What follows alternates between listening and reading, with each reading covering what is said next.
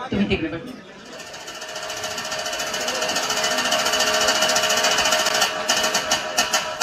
सर्व ग्रामस्थांनी जोरात टाळ्यांच्या गजरामध्ये साहेबांचं स्वागत करायचं आहे. जोरात टाळ्या होऊन जाऊ द्या.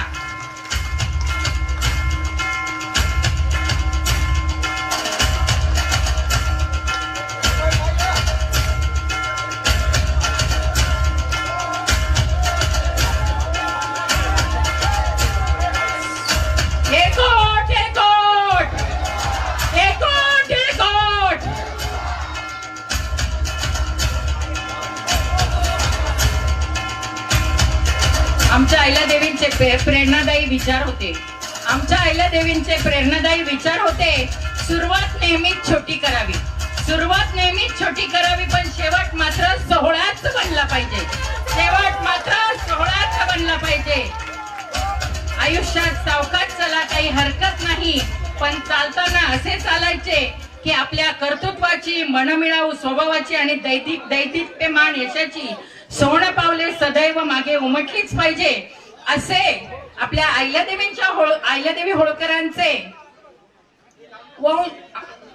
नेतृत्व स्वीकारणारे आपले पडळकर साहेब आपल्याला आज अध्यक्षस्थानी लाभलेले आहेत आणि त्यांचा स्वागताचा सोहळा इथे पार पडलेला आहे. त्याचबरोबर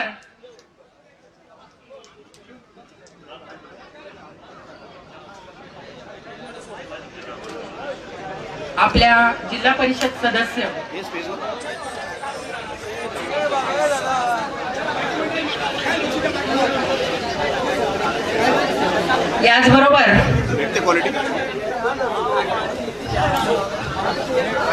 याचबरोबर नाशिक जिल्हा विधायक कार्य समिती संचलित अध्यक्ष ऍडव्होकेट श्री विजय पंडितराव पाटील उर्फ बापूसाहेब पाटील यांचे मार्फत जी जनता विद्यालय इथे अजमेर सौंदर्यामध्ये चालवली जात आहे, यांचे देखील महाराष्ट्राचे लाडके लोकप्रिय जत मतदारसंघाचे विद्यमान आमदार माननीय श्री गोपीचंद पडळकर साहेब यांचा सत्कार करण्यासाठी सर्व बांधव, जनता विद्यालय कनिष्ठ महाविद्यालयाचे सर्व शिक्षक वृंद व शिक्षकेतर कर्मचारी यांनी देखील स्टेजवर यावं अशी मी आपणास विनंती करते. अतिशय उत्साहात आणि टाळ्यांच्या गजरात एकदा स्वागत होऊन जाऊ द्या.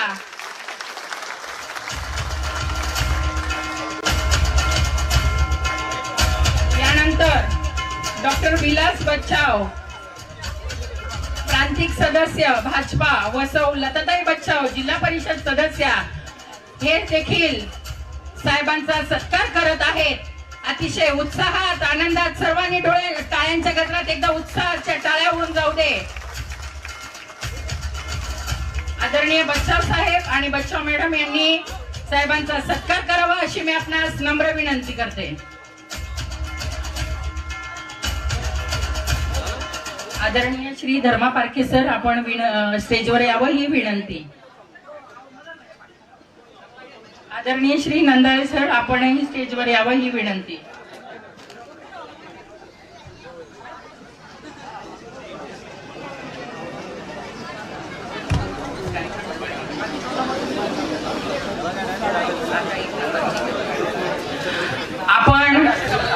आपण पुण्यश्लोक राजमाता अहिल्यादेवी होळकर यांच्या पुतळ्याचं अनावरण केलेलं आहे आणि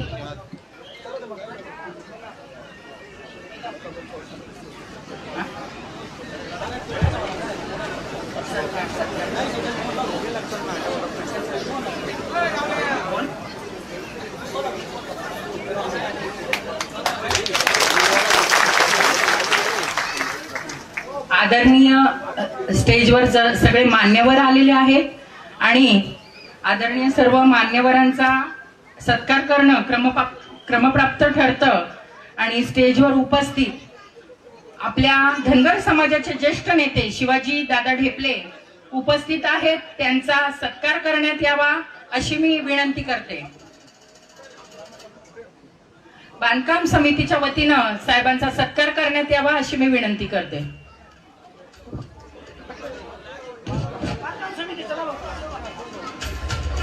बांधकाम समितीच्या सर्व सदस्यांनी स्टेजवर येऊन आदरणीय शिवाजीदादा ढेपले निफाड धनगर समाज ज्येष्ठ नेते यांचा उत्साहात आणि सर्वांनी सत्कार करायचा आहे अशी आपणास नम्र विनंती.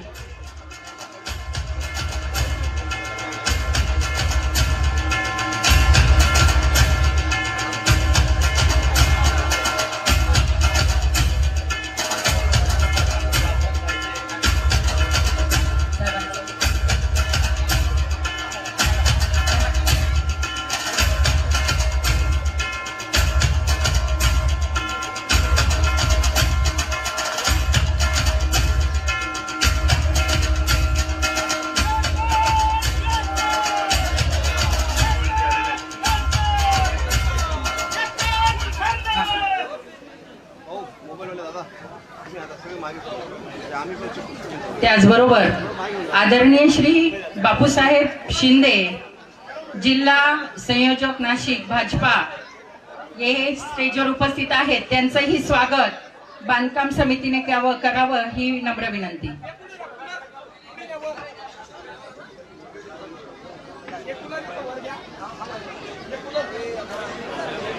धनगर गल्ली राजमाता प्रतिष्ठान यांनी स्वागतासाठी वर यावं अशी मी आपणास विनंती करते. त्याचबरोबर रायगड प्रतिष्ठान आपणही स्टेज जवळ येऊन उभं राहावं अशी विनंती करते. स्वागत जरा लवकर करायचं आहे. आदरणीय श्री बापू फटांगडे आपणही स्टेजवर यावं ही विनंती.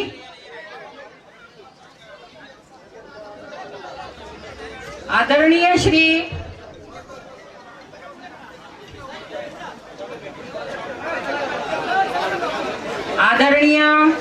श्री बापूसाहेब शिंदे यांचा सत्कार करण्यात यावा ही नम्र विनंती. त्याचबरोबर माननीय श्री मच्छिंद्रदादा बिडकर यांचं देखील स्टेजवर आगमन झालेलं आहे. यांची देखील घोंगडी, शॉल, श्रीफळ देऊन सत्कार करावा अशी नम्र विनंती. सत्कार समितीमध्ये अतुल मोठे, पिंटू सोनवणे, नंदाळे सर, प्रवीण पगार, गणू पगार, अजय मोठे, नामदेव सोनवणे आपणही स्टेजवर येऊन आणि सत्कार करायचा आहे. अमोल सोनवणे. यानंतरचा सत्कार आहे मच्छिंद्रदादा बिडकर.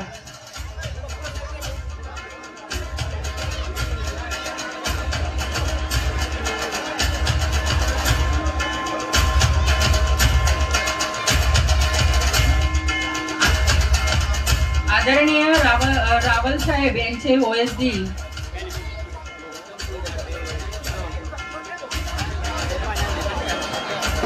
प्रीतम झालटे सर इथे उपस्थित झालेले आहे. तर बांधकाम समितीच्या सर्व सदस्यांनी आदरणीय OSD साहेबांचा शॉल श्रीफळ देऊन सत्कार करावा. झालटे साहेबांचा सत्कार करण्यात यावा अशी नम्र विनंती. बांधकाम समितीचे सदस्य आपण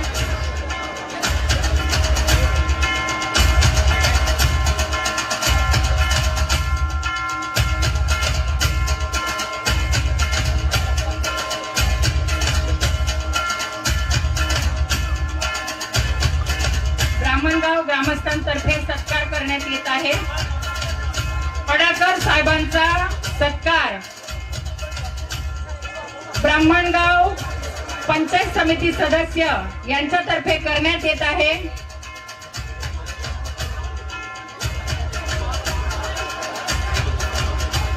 आदरणीय श्री अभिनंदन करत आहे.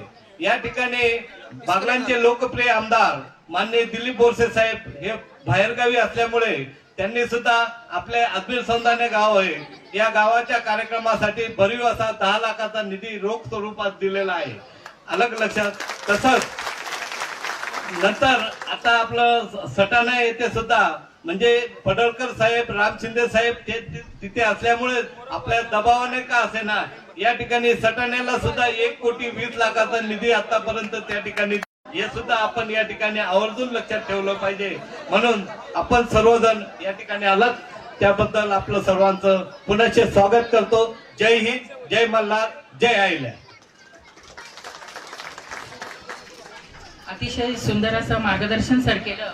मी आदरणीय आमदार साहेबांना सांगू इच्छिते की आपल्या अजमेर सौंदाने या गावामध्ये जी मूर्ती बनवलेली आहे ही ब्रांज धातूची आहे आणि आदरणीय मूर्तिकार श्री किशोर सोनवणे दादा यांचं जोरात टाळ्यात एकदा स्वागत होऊन जाऊ द्या. कारण कल्पना त्यांची आहे, सर्व अंमलात आणणारे दादा आहेत आणि त्यांचा सत्कार होणं क्रमप्राप्त आहे.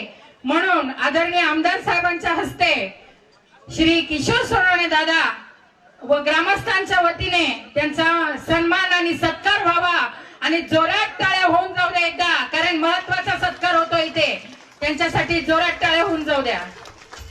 सत्कार उत्साहात पार पडत आहे. आदरणीय बर्नी स्टेजवर यायचं आहे. अतिशय महत्वाचा हा सत्कार पार पडला आहे. मी आदरणीय आमदार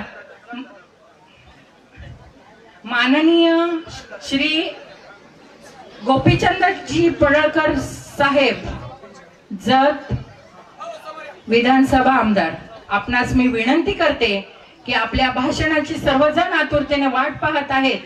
आपल्या आपल्या शब्दसुमनांनी आम्हाला कृतकृत्य करावं ही नम्र विनंती. सर्वांनी साहेब बोलतायत. हॅलो, सर्वांनी घोषणा द्यायची आहे. ऐश्वर्य विरागिनी, अष्टावधानी राजकारणी, समरागिनी, रणरागिनी, क्षेत्र धर्म संवर्धनी, निपक्ष न्यायदानी, प्रजाहितकारणी, लोकमाता, राष्ट्रमाता, पुण्यश्लोक अहिल्यामाते की, पुण्यश्लोक अहिल्यामाते की. धन्यवाद धन्यवाद धन्यवाद धन्यवाद धन्यवाद.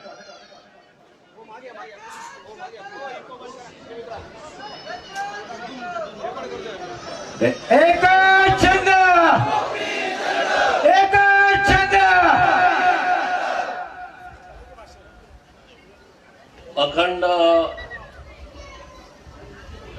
भारताचं आराध्य दैवत श्री शिवछत्रपती महाराज, धर्मवीर संभाजी महाराज, क्रांतिज्योती महात्मा ज्योतिबा फुले,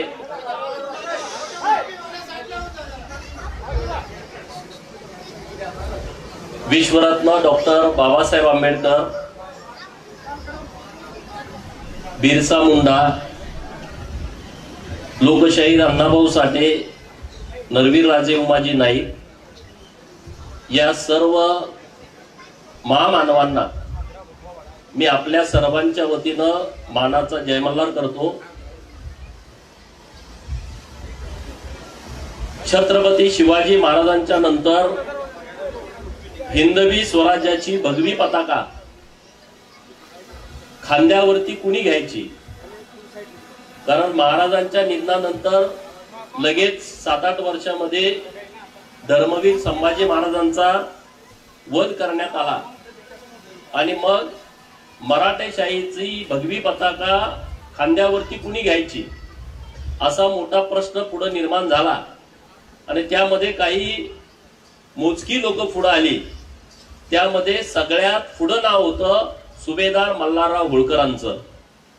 आणि सुभेदार मल्हारराव होळकरांच्या या सगळ्या राज्यकारभारामध्ये त्यांची पुढची कारकीर्द या होळकर घराण्याची ज्यांनी 28 वर्ष सांभाळली अशा पुण्यश्लोक अहिल्या देवींच्या आज भव्य स्मारकाचं लोकार्पण आपल्या अजमेर सौदानेमध्ये होत आहे. आणि या भव्य दिव्य देखण्या कार्यक्रमासाठी तुम्ही मला बोलावलं त्याबद्दल मी तुम्हा सर्व गावकऱ्यांचं मनापासून आभार व्यक्त करतो. या कार्यक्रमासाठी उपस्थित माननीय संजय चव्हाण साहेब, माननीय शिवाजी दादा ढेपले, माननीय धनगर संघर्ष समितीचे बापूसाहेब शिंदे, जिल्हा परिषदचे माजी सदस्य माननीय बच्चाव साहेब, पप्पू तात्या बच्चाव, माननीय विलास बच्चाव, जिल्हा परिषदच्या सदस्य माननीय लताताई बच्चाव, सुनील महाजन, अनिल जाधव, नगरसेवक अनिल पाकळे, भारत काटके, हर्षद पुचडे, किसान मोर्चाचे अध्यक्ष बिंदू सेठ शर्मा, मच्छिंद्र बिडगर, कांतीलाल साळे, विनोद नंदाळे, माजी सरपंच माननीय धनंजय पवार, बारपू मोरे, भूषणदादा बच्चाव, महेश गवडी, अमोल सोनजे, दादा नंदाळे, दीपक जपाते, माननीय योगेश सोनवणे, माननीय प्रसाद दळवी, माननीय दत्तू देवरे आणि आपल्या कर्मयोगिनी चॅरिटेबल ट्रस्ट राजमाता प्रतिष्ठानचे सर्व सदस्य. आता नावं कुणाची राहिली असतील तर नाराज होऊ नका, कारण आता ज्यांनी नावं दिली त्यांनी त्यांच्या हिशोबाने दिली असतील, काही जणांची चुकली असतील तर तुम्ही नाराज होऊ नका अशी माझी तुम्हाला विनंती आहे. आणि किशोर सोनावणे जे आहेत ज्यांनी अहिल्या देवींचा खूप देखणा पुतळा उभा केला ते पण इथं उपस्थित आहेत, पत्रकार मित्र आहेत. आणि खरं तर तुमचं सगळ्यांचं कौतुक आहे, इतक्या मोठ्या संख्येनं तुम्ही उपस्थित आहात. तुम्हा सर्वांना खरं तर माझा साष्टांग नमस्कार आहे. माता भगिनी पण मोठ्या संख्येने उपस्थित आहेत. अहिल्या देवींच्या स्मारकाचं लोकार्पण 20 तारखेला होतं आणि माझ्याकडून तारीख पण घेतली आणि परत मला अचानक सोलापूरला पार्टीची मिटिंग लागली आणि ती कंपल्सरी होती. आणि मग यांना मी सांगितलं मला काही 20 तारखेला येता येत नाही, तुम्ही कार्यक्रम करून घ्या.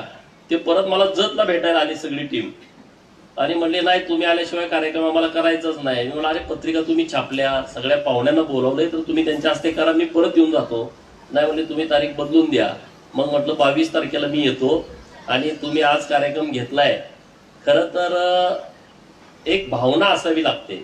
स्मारक सगळ्याच गावात होत नाही आणि स्मारक करायचं लोकांच्या मनामध्ये असतं पण ते मूर्त स्वरूपाला जात नाही. आणि तुम्ही हे स्मारक उभा केलंय ते भावना ओतून त्या तयार केलेलं आहे. त्यामध्ये प्रचंड मेहनत आहे, कष्ट आहे. तुम्ही ज्या ज्या लोकांनी यामध्ये स्वतः वेळ दिलाय, श्रम दिलंय किंवा काही लोकांनी आर्थिक मदत केलेली आहे त्या सगळ्यांना मी मनापासून धन्यवाद देतो की अखंड महाराष्ट्रामध्ये बघण्यासारखं स्मारक हे आपल्या गावामध्ये झालेलं आहे. त्या सर्वांचं मी मनपूर्वक अभिनंदन करतो. कारण अहिल्यादेवींचं कामच इतकं मोठं आहे.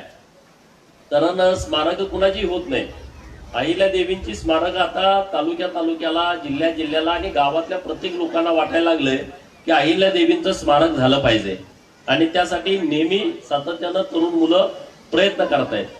अहिल्यादेवींचं काम हे राष्ट्र निर्मितीमध्ये फार मोठं आहे.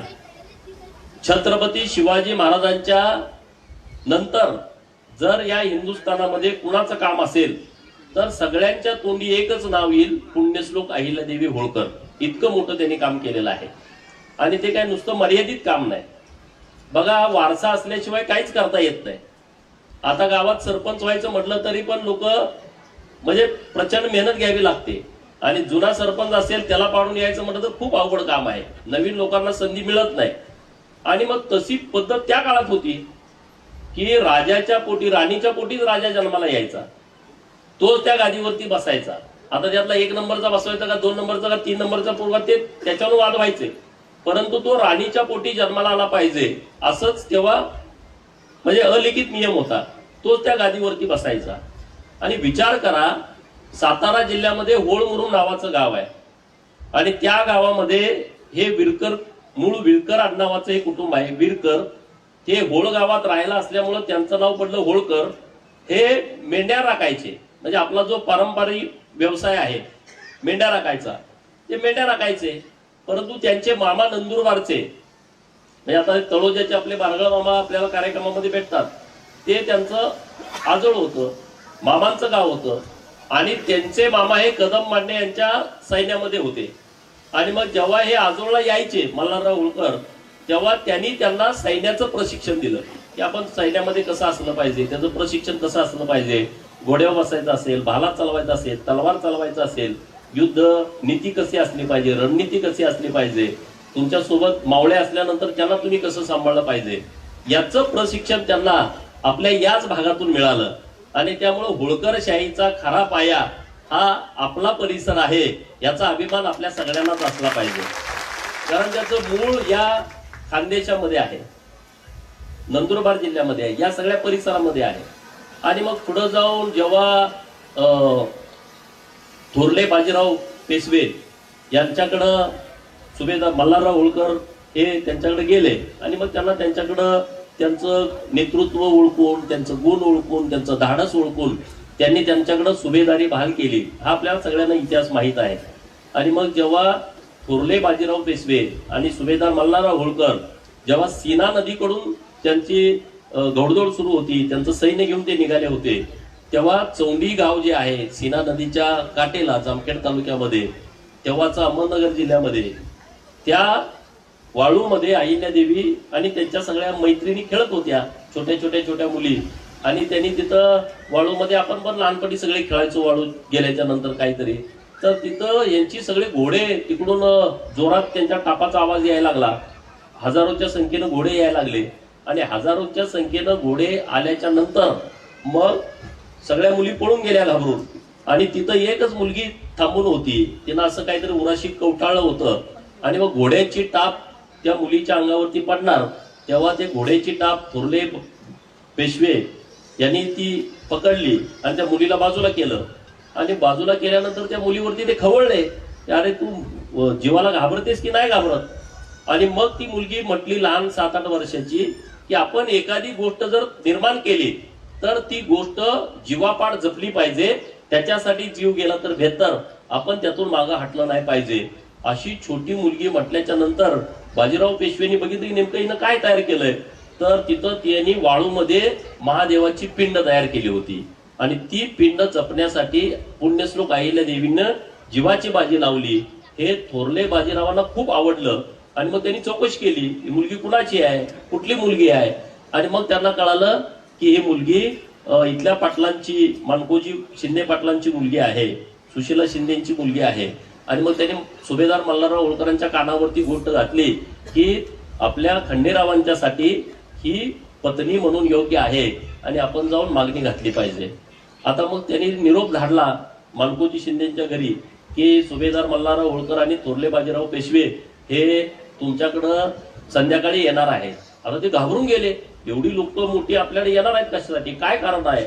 आणि मग संध्याकाळी जेव्हा हे आले तेव्हा त्यांनी सांगितलं की आम्ही तुमच्याकडं तुमच्या मुलगीची मागणी करण्यासाठी, सुभेदार मल्हारराव होळकरांचा चिरंजीव आहेत जे खंडेराव होळकर, त्यांच्यासाठी तुमच्याकडं मागणी घालण्यासाठी आलोय. आणि मग मानकोजी शिंदे आणि सुशीला शिंदे यांच्या कुटुंबामध्ये एकदम आनंदाचं वातावरण पसरलं. एवढे मोठं मधला मुलगा आपल्या मुलीला मागणी करायसाठी आलेत. आणि मग त्यांनी ते सगळं पुढचं त्यांचं विवाहाचा कार्यक्रम ठरला, सगळं झालं. आता विवाह कुठं घ्यायचा, लग्न कुठं घ्यायचं. आता चौंडी आत्ताच एवढी लोकसंख्या आहे, त्या काळात किती लोकसंख्या असेल, 550-100 घर असतील, ह्याच्या पलीकडे काय नसेल त्या काळात. आणि मग शनिवार वाड्यामध्ये, म्हणजे आता शनिवार वाडा तुम्ही बघितला असेल पुण्यामधला, हा शनिवार वाडा ही पेशव्यांची राजधानी पुण्यातलं. आणि शनिवार वाड्यामध्ये अहिल्यादेवीचा आणि खंडेराव होळकरांचा विवाह ठरला आणि त्या विवाहाच्या स्वागताला होते थोरले बाजीराव पेशवे. हे सगळं त्या लग्नामध्ये सगळं घरातलं लग्न कार्य आहे असं समजून त्या सगळ्या लग्नामध्ये सगळा त्यांनी पुढाकार घेतला होता. लग्नाला उपस्थित कोण होतं, छत्रपती शिवाजी महाराज यांचे नातू शाहू महाराज हे स्वतः अहिल्यादेवींच्या लग्नाला तिथं उपस्थित होते. आणि या लग्नामध्ये बाजीराव पेशवेनी 2 किलोच्या सोन्याचे दागिने हे अहिल्यादेवीला लग्नामध्ये घातले होते. 2 किलो सोन्याचे दागिने, म्हणजे इतकं त्यांचे जिव्हाळ्याचे संबंध होते. मग ही 7-8 वर्षाची मुलगी लग्न करून जेव्हा महेश्वरला गेली, म्हणजे तेव्हा त्यांचं इंदोरला राजधानी होती, इंदोरच्या राजधानीमध्ये मग आता त्या एकदम नवीन होत्या. गौतमीबाई त्यांच्या सासू, तुम्हाला सगळ्यांना इतिहास माहिती असलं पाहिजे, गौतमीबाई ज्या सासू आहेत त्या एकदम जबरदस्त व्यक्तिमत्व होतं. म्हणजे आता आपल्याला घरामध्ये महिलांना कसं, आता आपण सरकार म्हणतं की महिलांना समान तुमच्या पुरुषांच्या बरोबरचा हक्क दिला पाहिजे, अधिकार दिला पाहिजे. आता जे आपण म्हणतोय ते सुभेदार मल्हारराव होळकरांच्या काळामध्ये त्यांनी महिलांना तेव्हाच पुरुषांच्या इतका सन्मान दिला होता, म्हणजे 250-300 वर्षापूर्वी. म्हणजे आज आपण कायदे आणतोय, आज आता लोकसभेमध्ये कायदा पारित होणार आहे, महिलांना 50% लोकसभेच्या आणि विधानसभेच्या सीटा द्या. पण तेव्हाच त्यांनी, आणि हे होळकर घराणं पहिलं असं आहे, सुभेदार मल्हारराव होळकर आणि बाजीराव पेशवेंच्याकडे, थोरले बाजीरावांच्याकडं महिलांच्यासाठी खाजगी कोष त्यांनी निर्माण करून घेतला होता. म्हणजे महिलांनी पुरुषांच्याकडे पैसे मागायचे नाहीत, तेव्हा त्यांचा कोष वेगळा होता, खाजगी कोष, त्यामध्ये त्यांचे पैसे वेगळे, ते गौतमीबाईंच्याकडं ते सगळं चालायचं. आणि मग गौतमीबाईंनी अहिल्यादेवीनं पूर्ण तयार केलं या सगळ्या विषयामध्ये. परत दुर्दैवानं तुम्हाला माहित आहे, कुंभेरीची लढाई झाली, तिथं खंडेरावांचा मृत्यू झाला, अहिल्यादेवी सती जायला निघाल्या, तेव्हा सतीची पद्धत होती, सगळे सती जायला निघाले आणि राण्या त्यांच्या खंडेरावांच्या. आणि मग सुभेदार मल्हारराव होळकर म्हटले रडून की अहिल्यादेवी तू सती जाऊ नको, माझ्यासाठी तू खंडेरावच आहे, या गादीवरती तुला बसायचं आहे. पण आता अहिल्यादेवी म्हटली असं कसं चालेल, समाज नावं ठेवेल, प्रथा परंपरा आहेत आणि मला सती जावं लागेल. तर मल्हारराव आणि त्यांच्या पुढं ते रडले की नको, तू असं जाऊ नको. आणि मग या देशामध्ये पहिलं प्रकरण हे घडलंय की सती जाण्याची पद्धत जर कोणी बंद करण्याची प्रेरणा दिली असेल तर त्यांचं नाव सुभेदार मल्हारराव होळकर आहे. कारण साधं उदाहरण समोर आहे ना, अहिल्यादेवी सती गेल्या नाहीत, म्हणजे त्या काळामध्ये त्यांचे विचार किती प्रगल्भ होते बघा. आणि अहिल्यादेवी सती गेल्या नाहीत म्हणजे ह्याचं सगळं श्रेय सुभेदार मल्हारराव होळकरांना जातं. जर अहिल्यादेवी सती गेल्या असत्या तर आपल्या पुढे इतक्या मोठ्या महाराणी या देशाच्या आणि जगाच्या पुढे येऊ शकल्या नसत्या. 28 वर्ष त्यांनी राज्यकारभार केला. परत त्यांचा मुलगा मालेरावांचा मृत्यू झाला. म्हणजे मुलीचं लग्न त्यांनी तर असं करून दिलं. आज पण आपण मुली बघायला गेल्याच्या नंतर खरं तर ह्या बाजूला मुलगीचं इतकं लग्न ठरवताना आपण इतकी चौकशी करतो, त्याला पगार आहे का तर नुसतं विश्वास ठेवत आहे. त्याच्यात जाऊन ऑफिसला जाऊ, त्याची कुठे आहे पगाराची शीट, त्याच्या बँकेत जाते, खरंच आहे का त्याला पगार. म्हणजे आपण इतकी चौकशी करतो. चौकशी करणं गैर नाही, परंतु तुम्ही विचार करा, त्या काळामध्ये जेव्हा चोरांचा सुळसुळाट झाला, व्यापारी सगळे आले अहिल्यादेवींच्याकडं की आता आम्हाला व्यापार करणं शक्य नाही, या जंगलामधून जाताना सगळे आम्हाला लुटमार करतायत, आमचं सगळं सोनं नाणं किंवा मौल्यवान वस्तू घेऊन जात आहेत, आम्ही आपल्या राज्यामध्ये व्यापार करू शकत नाही. मग अहिल्यादेवी चिंतेत पडल्या की आता व्यापाऱ्यांना त्रास कोण देत आहे. आणि मग त्यांनी घोषणा करून टाकली की जो कोणी चोराचा बंदोबस्त करेल त्याच्या बरोबर माझ्या मुलीचं म्हणजे राजकन्येचं मुक्ताईचं लग्न लावून देईल. असं धाडस कोण करेल का सांगा ना. त्याला काय माहित आहे कोण बंदोबस्त करेल, तो जातीचा आहे का, तो धर्माचा आहे का, तो स्मार्ट आहे का, काय माहित नाही त्यांना. त्यांनी घोषणा करून टाकली चोराचा जो बंदोबस्त करेल त्याच्या बरोबर मी माझ्या मुलीचं लग्न लावून देईन. आणि यशवंतराव फणसे नावाच्या एका तरण्या बाळ पोरानं चोराचा बंदोबस्त केला आणि दिल्या शब्दाप्रमाणे अहिल्यादेवींनी यशवंतराव फणसेंच्या सोबत त्यांच्या राजकन्येचा मुक्ताईचा विवाह लावून दिला. म्हणजे बघा किती विचार आहे. एक एक प्रकरण असं आहे. पुढे जाऊन यशवंतरावांचा मृत्यू झाला, मुलीचा मृत्यू झाला, सगळं जवळच्या नात्यातलं. परत सुभेदार मल्हाररावांचा मृत्यू झाला, गौतमीबाईंचा मृत्यू झाला. एका व्यक्तीवरती किती संकट यावीत बघा ना. आपण एका घरामध्ये एखादं आपलं निधन झालं, आपण हतबल होऊन जातो, नाउमेद होऊन जातो. आपल्या घरामध्ये काय करू न करावं असं वाटतं, करावं असं काही वाटत नाही, असं वातावरण तयार होतं. अहिल्यादेवींच्या रक्तातल्या नात्यातली इतकी लोक त्या काळामध्ये मृत्यू पावली. त्यांच्यावरती रोज नवीन संकट यायचं. आणि मग 1766 त्यांनी त्यांची राजधानी बदलली, त्या महेश्वरला आल्या. महेश्वरमध्ये जो आता राजवाडा बांधलेला आहे त्या राजवाड्यामध्ये त्यांनी त्यांची सगळी सत्ता केंद्र नर्मदेच्या नदीच्या किनारी त्यांनी डायव्हर्ट केली आणि तिथं त्या राहायला गेल्या. आणि मग तिथून पुढं 1795 पर्यंत एवढा जो सगळा राज्यकारभार त्यांनी अखंड देशभर केला तो महेश्वरच्या राजवाड्यातून केलाय. आपल्यासाठी आनंदाची बाब आहे की तो राजवाडा आजही अहिल्यादेवींनी बांधला तसाच आहे. आणि आपण गेलं पाहिजे. तुम्हाला तर इथून जवळ आहे, म्हणजे तुम्ही आता एकदम बॉर्डरवरती असल्यामुळं तुम्हाला इथून महेश्वरला जाणं खूप सोपं आहे. आणि त्यामध्ये आता एक गोष्ट अशी आहे की तुम्हाला त्या वाड्यामध्ये राहता पण येतं. म्हणजे अशी त्यांनी आता ते तिथं राहण्याची सोय केलेली आहे. म्हणजे जिथं अहिल्यादेवी राहत होत्या, अहिल्यादेवी राज्यकारभार करत होत्या, त्या वाड्यामध्ये तुम्हाला आताही राहता येतं. म्हणजे असे काही मोजके किल्ले शाबूत आहेत देशामध्ये, त्यामध्ये हा किल्ला आपल्यासाठी खूप महत्वाचा आहे. आणि म्हणून मागच्या जेव्हा देवेंद्र फडणवीस साहेबांच्या नेतृत्वात राधाकृष्ण विखे पाटील साहेबांनी गोदा टू नर्मदा ही जलयात्रा काढली, जन्मभूमी ते कर्मभूमी, चौंडी ते महेश्वर अशी जी यात्रा काढली, त्या यात्रेमध्ये बरीच लोक सामील झाली होती. आणि तेव्हा खूप चांगल्या पद्धतीचा कार्यक्रम तिथं झालेला आहे. आणि म्हणून आता अहिल्यादेवींच्या इतिहासामध्ये आपण सगळे जातोय. तर आता आपल्यासाठी अहिल्यादेवी हे प्रेरणास्थान आहे. हे कुणाच्या लक्षात काय आलं नाही. अहिल्यादेवींची जयंती आपण सगळे साजरे करायचो, पण कधी सरकार त्यामध्ये सहभागी होत नव्हतं, सरकार तशी भूमिका घेत नव्हतं. आपली सगळी मंदिरं देशातली महत्वाची सगळी मंदिरं म्हणजे 12 ज्योतिर्लिंग सगळे असतील, काशीचं विश्वनाथाचं मंदिर असेल, हे सगळं पुनर्जीवित करण्याचं काम हे फक्त आणि फक्त पुण्यश्लोक अहिल्यादेवींनी केलंय. सगळी मंदिरं जी बांधलेली आहेत, म्हणजे त्या काळात बांधलेली मंदिरं आता 2-250 वर्ष त्या मंदिरांना काहीच झालं नाही. त्याच्यानंतर नरेंद्र मोदी साहेबांनी 2018ला काशी विश्वनाथाचं मंदिर हे डेव्हलप केलं पाहिजे हे त्यांच्या लक्षात आलं. म्हणजे पुण्यश्लोक अहिल्यादेवींनी जे काम केलंय 250 वर्षापूर्वी, म्हणजे 1770ला त्याचा जीर्णोद्धार केला होता. त्याच्यानंतर 2018ला या देशाच्या पंतप्रधान महोदयांना वाटलं की या मंदिराचा जीर्णोद्धार केला पाहिजे. आणि मग तो आजूबाजूचा सगळा परिसर विकत घेतला त्यांनी आणि जवळपास 2,500-3 हजार कोटीचं मंदिर हे काशी विश्वनाथाचं परत त्यांनी निर्माण केलं. आणि आपल्याला आनंदाची बाब ही आहे की त्या मंदिराच्या प्रांगणामध्ये पुण्यश्लोक अहिल्यादेवींचा पूर्णाकृती पुतळा तिथं बसवलेला आहे. शंकराचार्यांनी त्याच्या अगोदर त्या मंदिराचा जीर्णोद्धार केला होता, परत मोगलांनी पाडलं. परत अहिल्यादेवी, मग शंकराचार्याची पण मूर्ती तिथं बसवलेली आहे. आपल्या सर्वांच्यासाठी अभिमानाची ही बाब आहे की अखंड जगात जिथं कुठेही हिंदू असेल त्याला वाटतं की मला काशीला एकदा गेलं पाहिजे माझ्या आयुष्यामध्ये, आणि त्या काशी विश्वेश्वराच्या मंदिराच्या प्रांगणामध्ये अहिल्यादेवींचं दर्शन घेण्याचा योग प्रत्येक हिंदू बांधवांना येतो. याच्यासारखा अभिमानाचा दुसरा तिसरा कुठला क्षण असू शकत नाही. आणि मग आता 12 ज्योतिर्लिंगाचं पण डेव्हलपमेंट सुरू आहे. हिंगोलीला औंढा नागनाथाचं मंदिर आहे, त्या मंदिराच्या ट्रस्टनं पण तिथं अहिल्यादेवींचा पुतळा बसवला. जेजुरीच्या मंदिरामध्ये पण अहिल्यादेवींचा पुतळा बसवला.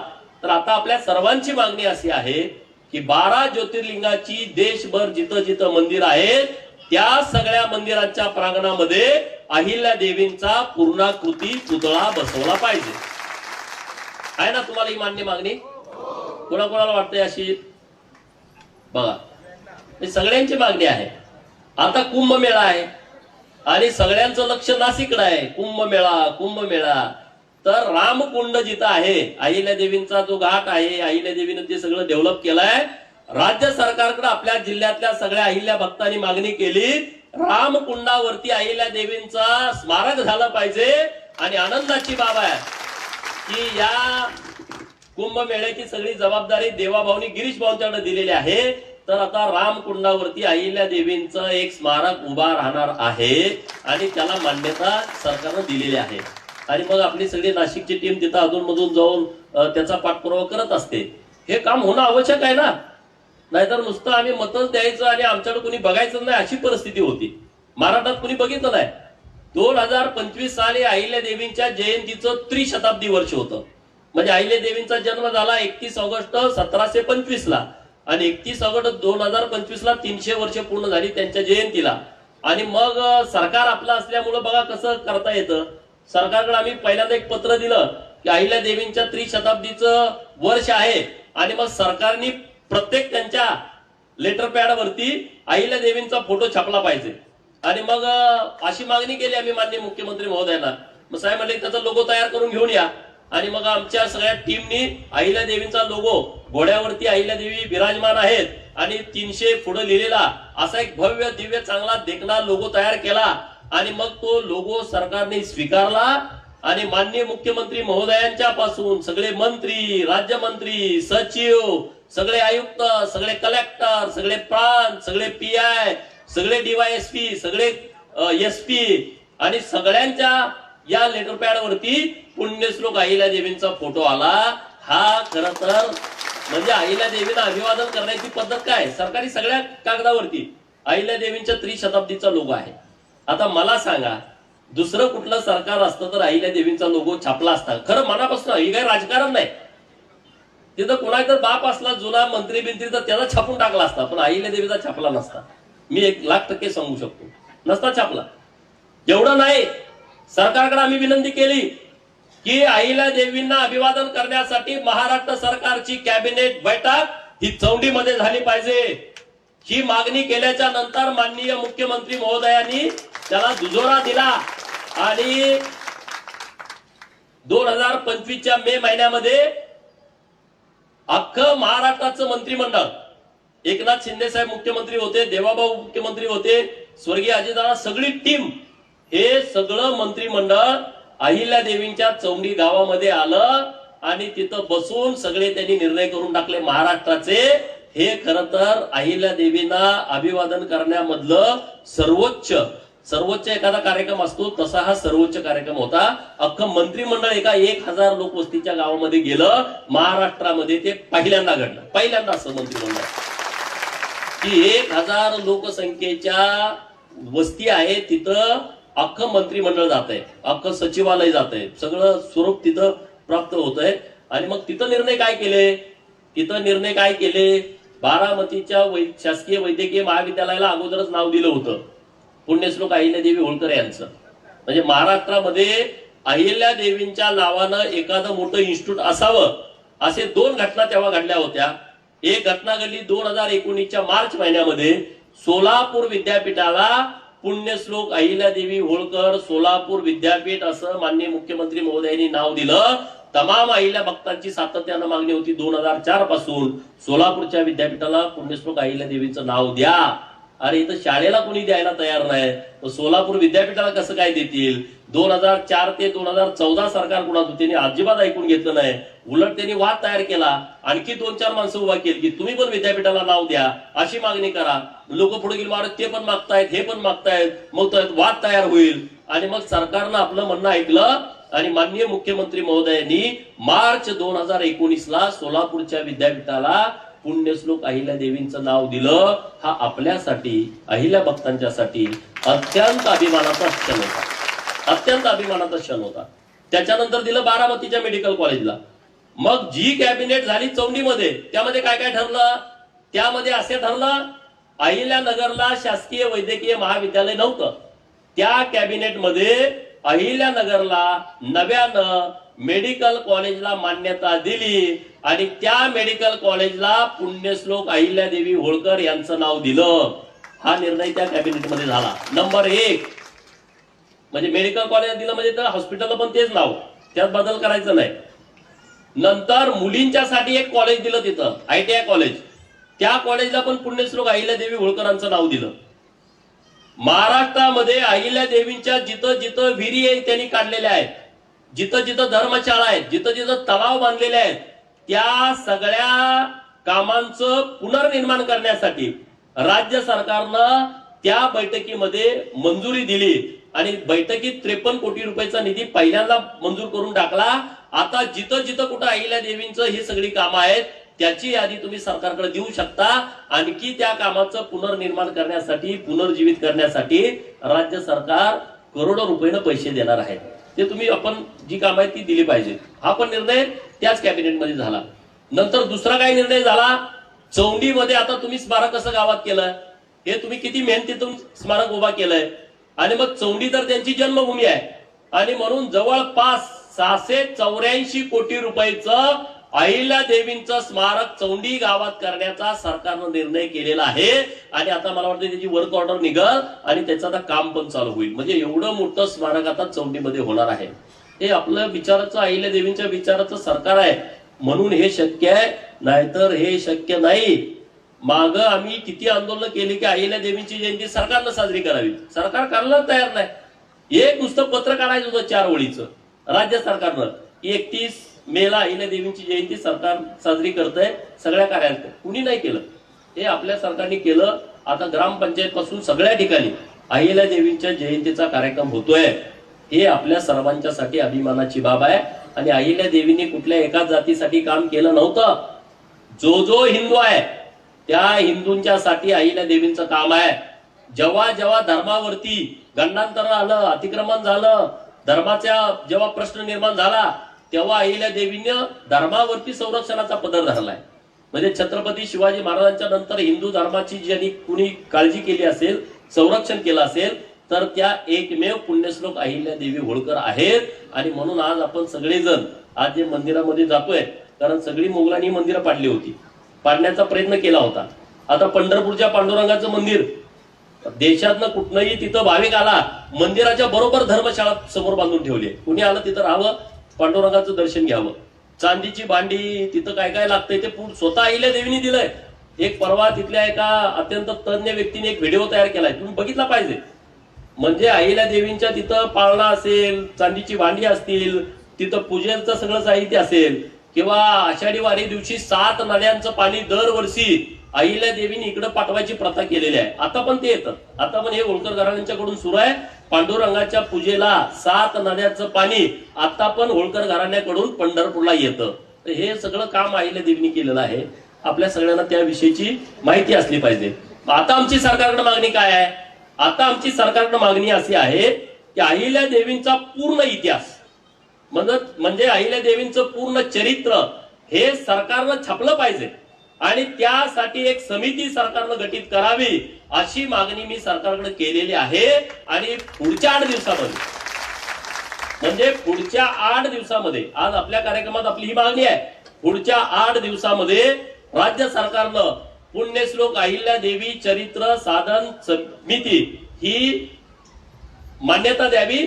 आणि आमचे जे अहिल्या भक्त जे यामध्ये अतिशय तज्ञ आहेत, आम्ही नव्हे, पुढारी नव्हे, जे अहिल्यादेवींच्या इतिहासावरती काम करतात होळकरांचा इतिहास पुढे आणण्यासाठी काम करतात, त्या लोकांना या समितीमध्ये घेऊन ती समिती गठीत करावी आणि पुढच्या वर्षभरामध्ये पूर्ण इतिहास लोकांच्या समोर यावा आणि ते सगळं महाराष्ट्र सरकारनं ते प्रकाशित करावं, अशी आपली मागणी आजच्या कार्यक्रमातून ही राज्य सरकारकडे आहे. चर्च गेटला अहिल्यादेवींचा पुतळा आहे, तुम्ही बघितलं असेल काही लोक गेल्याच्या नंतर. तो पुतळा पूर्णाकृती करावा, म्हणजे अर्ध पुतळा आहे, तो पुतळा पूर्णाकृती करावा. चर्च गेटला कुठलाही चर्च नाही, चर्च गेटच्या रेल्वे स्टेशनला पुण्यश्लोक अहिल्यादेवींचं नाव देण्यात यावं, ही आमची मागणी आहे. चर्च गेटच्या रेल्वे स्टेशनला, तिथं चर्च गेट रेल्वे स्टेशन आहे, चर्च मग काय तुम्ही चर्च गेट नाव ठेवताय, ते नाव काढा. नावानं त्या रेल्वे स्थानकाला नाव द्यावं, अशी आहे का तुमची मागणी? कारण आपण पहिल्यांदाच मागणी करतोय ते तुमच्या गावातून आणि त्याचा पाठपुरावा आपल्याला करायचा आहे. तुमची मागणी आहे का सगळ्यांची? तर कारण अहमदनगरचं नाव बदलावं अशी मागणी केल्याच्या नंतर 1 वर्षाच्या आत नाव बदलून टाकलं, अहिल्यानगर करून टाकलं. एवढं तात्काळ नाव बदललं या देशात कुठल्याच शहराचं नाही, आणि ते पण अहिल्यानगर इतका मोठा जिल्हा आणि त्या जिल्ह्याचं नाव मागणी केल्याच्या नंतर माननीय मुख्यमंत्री एकनाथ शिंदे साहेबांनी देवाभाऊनी बदलून टाकलं. पुढच्या जयंतीला जेव्हा ते चौंडीमध्ये आले तेव्हा ते अहिल्यानगर झालं होतं. यासाठी सरकारला धन्यवाद द्या, जोरदार टाळ्या वाजवून. तुम्ही एखाद्या गावात मला की एखाद्या चौकात बोर्ड लावतो बघा, नाही मारामाऱ्या झाल्या तर मला विचार. म्हणजे इतकी सरकारनं अहिल्यादेवींच्या प्रति भावना व्यक्त करणं कामातलं. मुंबईमध्ये मंगल प्रभात लोढा साहेबांनी आणि मुख्यमंत्र्यांनी 44 कोटी रुपये दिलेत अहिल्या भवन बांधायला, कुठं मानखुर्दला. आता ते महिला खात्याच्याकडून ते थांबलंय. मी मागच्या आठवड्यामध्ये माननीय मुख्यमंत्री महोदयांना पत्र दिलं की त्यांनी भुसे साहेबांचे चिरंजीव आले, त्यांनी व्यासपीठावरती यावं. त्यांनी आम्ही आता पत्र दिलंय की अहिल्या भवनचं तिथं जे काम मंजूर झालंय, वर्कऑर्डर झाली आहे, त्याचं काम चालू करायचं आहे. ते काम चालू झालेलं नाही, तर ते काम आपल्याला चालू करायचं आहे. 44 कोटी रुपयाचं अहिल्या भवन मुंबईमध्ये होतंय. एक बेलारूस नावाचा इंग्रज अधिकारी होता, त्याच्या नावाने एक मुंबईमध्ये मोठं उड्डाण पूल होतं आणि त्याला ते पडलं. ते पूल नव्यानं तयार केलंय आणि त्या पुलाला पण पुण्यश्लोक अहिल्यादेवी होळकरांचं नाव देऊन टाकलंय मागच्या 6 महिन्यामध्ये. म्हणजे ज्या पुलाला इंग्रज अधिकाऱ्यांचं नाव होतं तो पूल नव्यानं तयार केला. या वर या, वर या, वर या. त्या पुलाला पुण्यश्लोक अहिल्यादेवींचं नाव दिलंय. म्हणजे मी आता सांगत होतो 1 तास लागेल, इतकी कामं या 2-4 वर्षामध्ये झालेली आहेत आणि हे असं काम आपल्याला पुढे करत जायचं आहे. आता राज्य सरकार एवढं देतंय, देणाऱ्याने देत जावे, घेणाऱ्याने घेत राहावे, घेता घेता देणाऱ्याचे हातच घ्यावेत. तर आता आमची सरकारकडे 2-3 मागण्या आहेत आपल्या कार्यक्रमातून. आमची मागणी सरकारकडे अशी आहे, जो कनेक्टिंग लिंक तयार झालाय नव्यानं, त्या कनेक्टिंग लिंकला हुतात्मा वीर सिंगरोबा धनगरांचं नाव देण्यात यावं, ही मागणी आमची सरकारकडे आहे.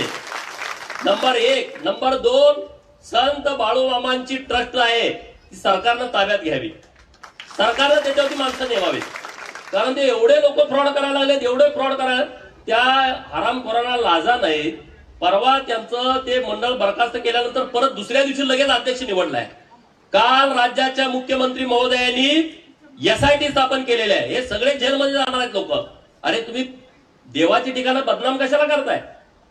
हे पुढच्या अनेक वर्ष लोकांना त्रास होतो. त्यामुळं मंदिरामध्ये जी कोणी लोक असा भ्रष्टाचार करतायत त्या लोकांच्या संदर्भामध्ये आमची भूमिका स्वच्छ आहे, स्पष्ट आहे. राज्य सरकारनं शिर्डीला जसं ट्रस्ट सरकारचं आहे, सरकारनं कायदा आणलाय. कोल्हापूरच्या अंबामातेचा कायदा सरकारनं आणलाय. पंढरपूरच्या पांडुरंगाचा कायदा सरकारचा आहे. त्या धर्तीवरती श्री संत बाळूमामाच्या देवस्थानाचा कायदा हा सरकारनं केला पाहिजे आणि सरकारनं त्याच्यावरती समिती गठीत केली पाहिजे. तुम्ही 21 लोक घ्या, 21 पैकी 11 लोक ही फक्त मेंढपाळ असली पाहिजेत, ही आमची मागणी आहे. त्या समितीचा अध्यक्ष मेंढपाळ असला पाहिजे. बाळूमामाला मानणारा कार्यकर्ता हा त्या समितीचा अध्यक्ष असला पाहिजे. बाकीची तुम्ही 10 लोक कुणालाही घ्या, आमचं काही त्यामध्ये म्हणणं नाही. कारण आपण ज्या श्रद्धा भावनेनं देवाची पूजा करतो त्यामध्ये पैसे खाण्याचा भाव येऊ शकत नाही. 100 पैकी 99 लोकांच्या मनात तर येणार नाही. एखाद्याच्या आला तर परत तो जेलमध्ये जाईल, त्याच्याशी आपलं देणं घेणं नाही. त्यामुळं अशा पद्धतीची मागणी आपण करतोय. आपलं आरक्षणाचं अंतिम टप्प्यात सुप्रीम कोर्टामध्ये केस सुरू आहे. सरकारला धन्यवाद देतो, सुप्रीम कोर्टाने आमची SLP खारिज केली होती, परंतु आता परत त्यांनी मान्य केलंय आमचं म्हणणं ऐकून घ्यायला. एवढ्यावर थांबून चालणार नाही. सरकारनं त्यामध्ये रात्रीचा दिवस करावा आणि महाराष्ट्रातल्या धनगर समाजाच्या आरक्षणाचा प्रश्न मार्गी लावावा, ही आमची सगळ्यांची मागणी आहे. आदिवासी बांधवांनी घाबरायचं कारण नाही, कारण आता त्यामध्ये उपवर्गीकरण करायला परवानगी दिलेली आहे. आदिवासी बांधवाच्या आरक्षणावरती घाला घालणं हा महाराष्ट्रातल्या धनगर समाजाची भावना नाही आहे. आदिवासी आमचा भाऊ आहे, आम्ही त्यांच्या सोबत आहोत, त्यांच्या कुठल्याही अडचणीत आम्ही त्यांच्या सोबत राहू. पण धनगर समाजाची जी परिस्थिती निर्माण झालेली आहे, आमच्या लोकसंख्येप्रमाणे आमचे आमदार नाहीत, आमच्या लोकसंख्येप्रमाणे आमचे खासदार नाहीत, आमच्या लोकसंख्येप्रमाणे मंत्रिमंडळामध्ये आम्हाला स्थान नाही, आमच्या लोकसंख्येप्रमाणे आमचे IAS नाहीत, आमचे IPS नाहीत, आमचे प्रांत नाहीत, आमचे DYSP नाहीत, आमचा पोलीस स्टेशनचा इन्चार्ज नाही, तहसीलदार नाही. अरे मग आम्हाला आमच्या लोकसंख्येप्रमाणे कधी मिळेल? जर आम्हाला ST मधल्या आरक्षणाची अंमलबजावणी होईल तेव्हाच मिळेल, नाहीतर मिळणार नाही. एकता गोपीचंद पडळकर आमदार होण्यानं प्रश्न मिटणार नाही, लक्षात घ्या. असे अनेक व्हायला पाहिजे. आमचं कुणावरती आरोप नाही आहे, आमचा कुणावरती आक्षेप नाही आहे, परंतु या शर्यतीमध्ये टिकण्यासाठी डॉक्टर बाबासाहेब आंबेडकर साहेबांनी या सामाजिक मागासलेपणावरती आरक्षणाची रचना केलेली आहे. त्या सामाजिक मागासलेपणामध्ये आज आमच्या लोकांच्या वरती मोठा अन्याय होतोय आणि म्हणून यासाठी महाराष्ट्रातल्या तमाम बांधवांनी एकत्रित येण्याची आवश्यकता आहे, संघटित होण्याची आवश्यकता आहे, शिक्षणाकडे लक्ष देण्याची आवश्यकता आहे, पोरांच्या शिक्षणावरती खर्च करण्याची आवश्यकता आहे. आज अहिल्यादेवींचं स्मारक तुम्ही गावामध्ये उभा करताय तर काहीतरी शपथ घेतली पाहिजे. अहिल्यादेवींच्या स्मारकाच्या निमित्तानं तुम्ही शपथ घेतली पाहिजे की सामाजिक कामामध्ये आम्ही कुठलंही गट तट न करता, कुठलंही राजकारण न करता आम्ही सगळे एका झेंड्याखाली एकत्रित येऊ आणि समाजाचा प्रश्न मिटवू. ही पहिली शपथ घेतली पाहिजे. नंबर 1. नंबर 2 ची शपथ घेतली पाहिजे, आम्ही व्यसनातून बाहेर पडलं पाहिजे. सगळ्या समाजाच्या लोकांनी तंबाखू खाणाऱ्यांनी तंबाखू सोडून द्यायची शपथ आज घ्या. बघू कुणाकुणाला धाडस होत आहे. आता मिस्त्री घासत नाही महिला, पूर्वी जास्त घासत होते, आता कोण घासत असतील तर सोडून द्या. गुटखा खाणारी पोरं, मावा खाणारी पोरं, अरे सोडून द्या ना. नाही तर मग आम्ही अहिल्यादेवींचे भक्त आहे, आम्ही छत्रपती शिवाजी महाराजांचे मावळे आहे. छत्रपती शिवाजी महाराजांचा मावळा काय दारू पितो का? नाही ना. महाराजांना जे मान्य नाही ते आपण नाही केलं पाहिजे. अरे धर्मवीर संभाजी महाराज धर्मासाठी स्वतःचा प्राण देतात आणि तुम्ही कुठं तर एक पोतं तांदूळ दिल्यावर धर्मांतरण करता. लाज वाटायला पाहिजे महाराष्ट्रातल्या लोकांना. एक पोतं तांदूळ दिला, दवाखान्यामध्ये 10,000 रुपयाची मदत केली, घर बांधायला 4 पत्रे दिले आणि म्हणून आम्ही धर्मांतरण केलं. देवाऱ्यातले देवारे काढले आणि सगळे नदीत विसर्जित केले, देवाळ्यातले देवाळे काढले, ओढ्यात विसर्जित केले. असं कसं चालेल? असं नाही रे चालेल. मग तुम्ही महाराजांचं नाव घेऊ नका, संभाजी महाराजांचं नाव घेऊ नका, अहिल्यादेवींचं नाव घेऊ नका. कशासाठी घेताय तुम्ही नाव? एका बाजूला तुम्ही मावळे म्हणता आणि दुसऱ्या बाजूला असं काम करता, हे चालणार नाही. व्यसनाधीनता नको आहे. आज जगातला सगळ्यात तरुण देश कोण असेल तर भारत देश आहे. भारतातली पोरं काय करायला लागलेत? ड्रग्ज. पेपरला बातम्या, टीव्हीला बातम्या, सोशल मीडियामध्ये काय येतंय? इथं 20 कोटीचं ड्रग पकडलं, तिकडं 40चं पकडलं, 100चं पकडलं, 2000 कोटीचं पकडलं. हा भारत नाही आहे. जगामधल्या इतर देशामध्ये प्रश्न तयार झालेत, तिथं म्हाताऱ्यांची संख्या जास्त आहे, तरुण मुलंच नाहीत, तरुण मुलं नाहीत. काय काय देशामध्ये अशी परिस्थिती निर्माण झाली आहे, त्यांना त्यातून कसं बाहेर पडायचं हा प्रश्न पडलाय. आज जगामध्ये कुठल्याही मोठ्या कंपनीत गेलं तर तिथं भारताची पोरं त्या कंपनीला लीड करतायत, त्याचं नेतृत्व करतायत. याचा अभिमान आपल्या सगळ्यांना असला पाहिजे. याचा अभिमान आपल्याला असला पाहिजे. आपली पोरं आहेत, कुठल्या पण जगात कुठल्या पण देशात जावा, त्यांचं सगळं बंद पडल. ती मध्ये भारताची पोरं इथं राहू नका, अरे ते जर इकडे आल्या तुमचं दुकान बंद पडल. इतकी पोरं भारताची तुमच्या इथं आहेत आणि ही पोरं स्वतःच्या हिमतीवरती गेलेल्या आहेत, क्वालिटीवरती गेलेल्या आहेत, क्षमतेवरती गेलेल्या आहेत. अहिल्यादेवीने होळकर घराणं इतकं प्रगल्भ आहे, तुम्ही अभ्यास केला पाहिजे. तुम्ही मध्य प्रदेशला जावा. भारतीय जनता पार्टीची एक बैठक मध्य प्रदेशला होती आणि त्यामध्ये त्या बैठकीसाठी मी गेलो होतो आणि तिथं डेला नावाचं कॉलेज आहे, बरोबर ना? डेला ना? हा, नाव चुकलं तर तुम्ही समजून घ्या, मी पण काय एवढं माझ्या लक्षात नाही. तिथं मी कॉलेजमध्ये गेलो. 80-11 मध्ये कॉलेज आहे. त्या कॉलेजमध्ये कोण शिकतं माहित आहे? त्या कॉलेजमध्ये देशातल्या सगळ्या राजांची पोरं शिकायची. त्या काळामध्ये सगळ्या राजांची पोरं त्या कॉलेजमध्ये शिकायची आणि सगळ्या राज घराण्यातला एक एक माणूस त्या कॉलेजचा डायरेक्टर आहे. आता मग समजा राजे रजवाडे संपले, लोकशाही आली.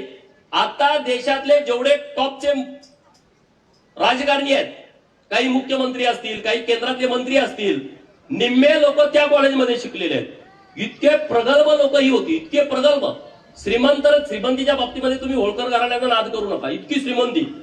कारण ज्या दिवशी गौतमीबाईंच्याकडून हे खाजगी महिलांचा कोष अहिल्या देवींच्याकडे गेला, तेव्हा त्या खाजगी कोशामध्ये 16 कोटी रुपये शिल्लक होते. किती? 16 कोटी रुपये त्या काळामध्ये. म्हणजे आपण लहान असताना 5 पैसे आपण बघितलेले आहेत. आपण या पोराने 10 पैसे बघितलेत, 20 पैसे बघितलेत, 4 आणे बघितलेत. त्या काळातली परिस्थिती काय असेल बघा. त्यांच्याकडे 16 कोटी रुपये होते. इंग्रजांना 1905 साली 1,05,00,000चं कर्ज या होळकर घराण्याने इंग्रजांना दिलंय. ज्या इंग्रजांचं जगावरती राज्य होतं, ज्या इंग्रजांचं जगावरती राज्य होतं, त्यांच्या सत्तेचा सूर्य मावळत नव्हता, तेव्हा अहिल्या देवींच्या या घराण्यानं, त्यांच्या वारसाने 1,05,00,000चं कर्ज इंग्रजांना दिलंय. रेल्वे जेव्हा या भारतामध्ये पहिल्यांदा आली, तेव्हा पहिल्यांदा ती हत्तीनं ओढायला लागायची, मग चालू. आता ढकल स्टार्ट गाड्या कमी झाल्या, पूर्वी होत्या आपण ढकलायचो मध्ये गाडी चालवायची, तेव्हा हत्तीनं ओढलं जायचं. तेव्हा हे हत्ती होळकरांचे असायचे. एका वेळेस 60 हत्ती खरेदी केले त्यांनी. एका वेळेस 60 हत्ती खरेदी केलेलं हे घराणं आहे. छत्रपती शिवाजी महाराजांचा इतिहास जगभर जावा म्हणून कृष्णाजी केळुसकर गुरुजी, जे डॉक्टर बाबासाहेब आंबेडकरांचे गुरुजी होते, त्यांनी शिवचरित्र लिहिलं होतं, शिवाजी महाराजांचा पूर्ण इतिहास. आणि मग त्यांची भावना अशी होती, त्यांनी ते कर्ज काढून लिहिलं होतं, घरातले दागिने काढून ते प्रकाशन केलं होतं.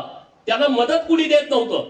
महाराष्ट्रात सगळ्या घराण्यांच्याकडे ते गेले, त्यांना कुणी मदत दिली नाही. हे कृष्णाजी केळुसकर गुरुजी आणि डॉक्टर बाबासाहेब आंबेडकर हे बाल होते. हे दोघांच्या डोक्यावरती शिवचरित्राच्या प्रती घ्यायचे आणि ते फिरून विकायचे. पण त्यांना कुणी मदत केली नाही. त्यांना कुणीतरी सांगितलं तुम्ही होळकरांच्याकडे जावा, होळकर तुम्हाला नक्की मदत करतील. आणि मग हे इंदोरला गेले, महेश्वरीला गेले. होळकरांच्याकडे त्यांनी सांगितलं छत्रपती शिवाजी महाराजांचं शिवचरित्र आम्हाला जगातल्या वेगवेगळ्या भाषेमध्ये ट्रान्सलेट करून आम्हाला जगामध्ये ते प्रसारित करायचं आहे आणि त्याला आम्हाला कुणी मदत करत नाही. होळकर आणि त्या शिवचरित्रासाठी लागणारे सगळे पैसे त्यांना दिले आणि त्यांना पाठवायला माणूस तिकडं पाठवला. अरे शिवाजी महाराजांचा विचार जगामध्ये जावा ही भावना आमच्या सगळ्या लोकांची आहे. कुणी असं समजायचं कारण नाही की अहिल्या देवी म्हणजे कुठल्या तरी मर्यादित, असं नाही आहे. जगाभरामध्ये ज्या शिवचरित्रांच्या प्रति वेगवेगळ्या भाषेमध्ये ट्रान्सलेट करून पाठवल्या, त्यामध्ये होळकरांचं सगळ्यात मोठं योगदान आहे. छत्रपती शिवाजी महाराजांची रायगडवरची समाधी, ही समाधी एकदम अशी दुरावस्था समाधीची झाली होती आणि म्हणून छत्रपती शिवाजी महाराजांच्या समाधी जीर्णोद्धार करावा म्हणून एक जीर्णोद्धार कमिटी स्थापन झाली. ती कमिटी पण अशी सगळ्यांच्याकडे गेली की तुम्ही मदत करा, महाराजांच्या समाधीचं जीर्णोद्धार करायचं आहे. कोणी मदत केली नाही. शेवटी हे गेले होळकरांच्याकडं. तेव्हा त्यांचा कुत्रा मेला होता. तुम्हाला माहित आहे, आपण आता मी खंडोबाच्या मंदिरात गेलो, खंडोबाचं वाहन काय आहे? कुत्रा. आपल्या घरात कुत्र्याला लात जरी लागली तर आई आपल्याला खवळते, पाया पड, तो खंडोबा आहे, खंडोबाच्या पाया पड. आपण किती वेळा पाया पडलोय कुत्र्याला चुकून जरी लात लागली तरी. आणि मग त्यांचा कुत्रा मेला होता. त्यांनी 7 दिवस सुतक पाळलं होतं. ही महाराष्ट्रातली टीम तिथं गेली, त्यांना निरोप दिला. ते म्हणले सुतकात आहेत, हे भेटणार नाहीत, तुम्ही थांबा. त्यांची राहायची व्यवस्था केली, ते राहिले. सुतक संपल्याच्या नंतर ही टीम सगळी भेटली होळकरांना. मला वाटतं शिवाजीराव होळकर गादीवरती होते आणि मग ते का आलाय तुम्ही? त्यांनी माफी मागितली, असं असं आमच्या घरामध्ये कुत्र्याचं निधन झालं होतं आणि आम्ही सुतक पाळलं होतं आणि तुम्हाला भेटायला उशीर झाला. तर ते म्हणले असं असं छत्रपती शिवाजी महाराजांच्या रायगडवरची जी समाधी आहे त्या समाधीचा जीर्णोद्धार करायचा आहे आणि तुम्ही आम्हाला मदत केली पाहिजे. मग त्यांनी विचारलं त्या जीर्णोद्धार करण्यासाठी तुम्हाला किती पैसे लागणार आहेत. मग त्यांनी अमाऊंट सांगितली, एवढे एवढे पैसे आम्हाला लागणार आहेत. आणि मग त्यांनी सांगितलं की महाराजांचं जेव्हा निधन झालं तेव्हा महाराजाच्या वाघ्या कुत्र्यानं सुद्धा त्यांच्या चितेमध्ये उडी टाकली. ही स्टोरी त्यांनी होळकरांना सांगितली. होळकरांनी सांगितलं महाराजांच्या समाधीच्या जीर्णोद्धारासाठी लागणारे हे सगळे पैसे घ्या आणि हे एक्स्ट्रा पैसे मी तुम्हाला देतोय, त्या पैशातनं महाराजांच्या पुतळ्याच्या समोर वाघ्याची मूर्ती तुम्ही बसवा. आणि मग ते जीर्णोद्धार झालेला आहे. आणि वाघ्याची मूर्ती पण तिथं आहे. आता ती लोक म्हणतात वाघ्याची मूर्ती काढा, असं त्या वादात मला जायचं नाही. आता त्या वाघ्याला राखायला सुद्धा 2 पोलीस आहेत तिथं. म्हणजे ही आपली अवस्था आहे. तर हे असं आपण छत्रपती शिवाजी महाराजांचं जे काम आहे ते काम पुढे घेऊन जाण्याचं कार्य हे होळकर कुटुंबाने केलेलं आहे. आणि त्या होळकर कुटुंबातल्या पुण्यश्लोक अहिल्या देवींनी राष्ट्र निर्मितीसाठी खूप मोठं योगदान दिलेलं आहे. आता जे राष्ट्रपतींचं भवन आहे, संसद आहे, ही होळकरांची जागा आहे. रायसोनी नावाचं गाव आहे, ही होळकरांची प्रॉपर्टी आहे. त्या प्रॉपर्टी त्यांनी राष्ट्रासाठी दान दिलेली आहे, राष्ट्रासाठी अर्पित केलेली आहे. सांगायला गेलं तर अनेक गोष्टी आहेत, परंतु आता वेळ नाही. तुम्ही पण जास्त वेळ आता बसलाय, पण मी तुमचं गावकऱ्यांचं मनपूर्वक कौतुक करतो की तुम्ही ज्या पद्धतीनं हे स्मारक उभा केलंय, ज्या पद्धतीनं तुम्ही स्मारक उभा केलेलं आहे ते स्मारक अत्यंत देखणं आहे, आदर्श घेण्यासारखं आहे. मी अनेक गावामध्ये कार्यक्रमाला जातो, प्रत्येक लोकांची भावना असते आपलं स्मारक चांगलं व्हावं, परंतु तुम्ही त्याचं डिझाईन किंवा अहिल्या देवींची मूर्ती जी सोनवणे साहेबांनी केलेली आहे, किशोर सोनवणेने, त्यांच्यासाठी आपण जोरदार टाळ्या वाजवा.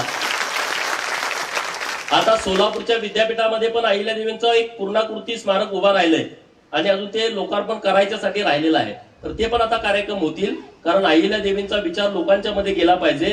तो विचार राष्ट्राला पुढे घेऊन जाणार आहे, राष्ट्रप्रेम वाढवणार आहे, राष्ट्रवाद वाढवणार आहे, धर्माचं रक्षण कसं करावं याचा संदेश देणार आहे, मंदिरांचं संरक्षण कसं करावं, मूर्त्यांचं संरक्षण कसं करावं, गावात सामाजिक न्याय कसा असावा, हे सगळे आदर्श पुण्यश्लोक अहिल्या देवींचे आहेत. कारण अहिल्या देवींच्या राज्यकारभारावरती अनेक देशामध्ये अभ्यास करून तिथले राजकारणी पुढे काम करत असतात. आता मेंढपाळांच्या खूप अडचणी खानदेशात सुरू आहेत. मेंढपाळांना फॉरेस्ट अधिकारी त्रास देत आहेत.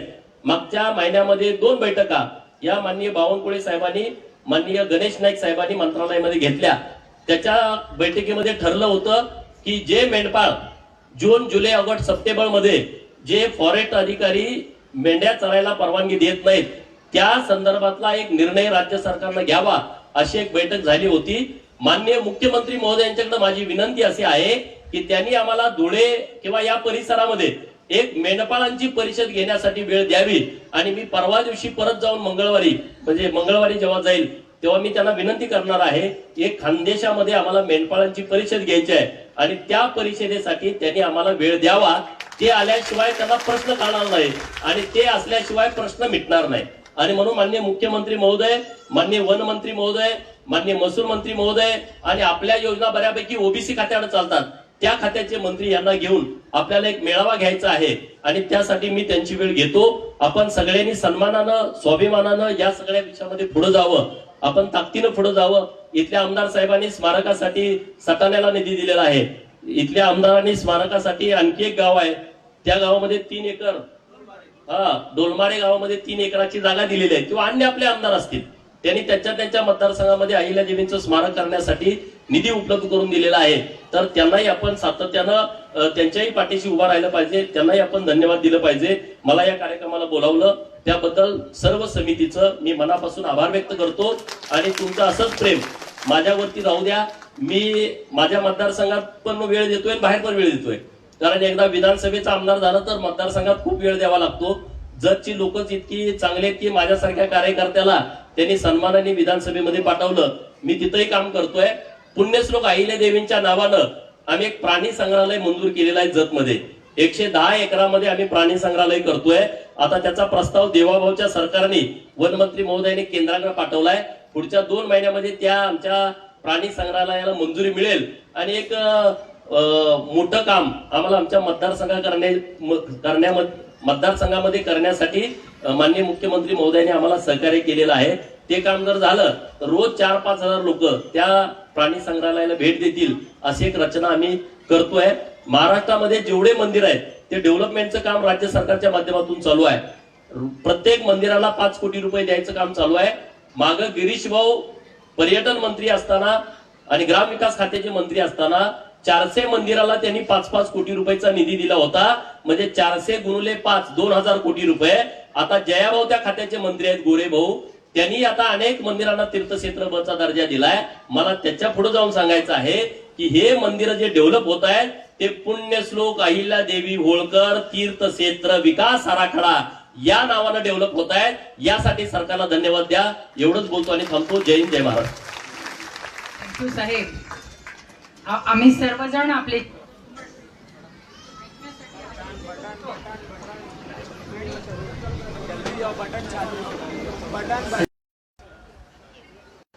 अखंड भारताचं आराध्य दैवत श्री शिव छत्रपती महाराज, धर्मवीर